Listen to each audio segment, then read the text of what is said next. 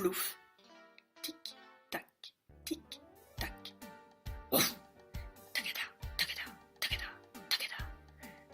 Les onomatopées sont nombreuses et variées.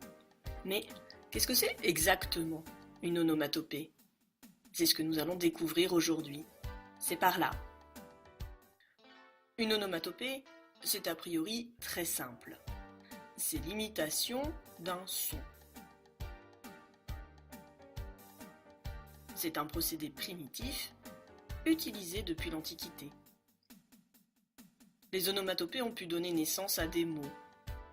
Prenons un exemple.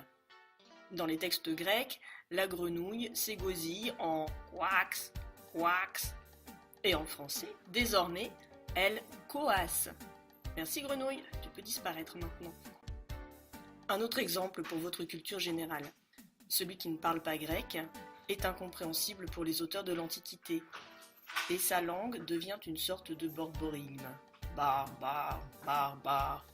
Et devinez quoi? Ce mot, maintenant, désigne en français celui qui est étranger à la civilisation.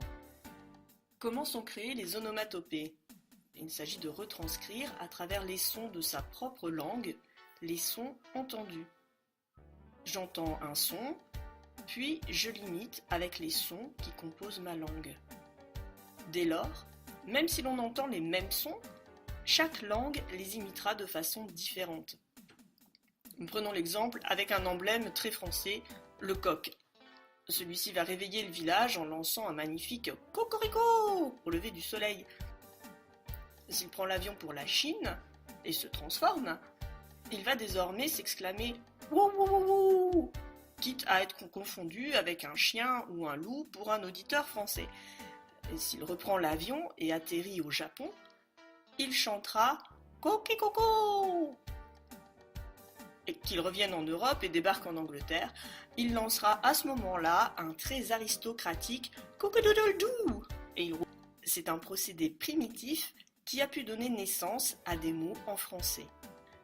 Parce que le système de chaque langue sert de filtre, un même son peut être retranscrit différemment, d'où une grande diversité.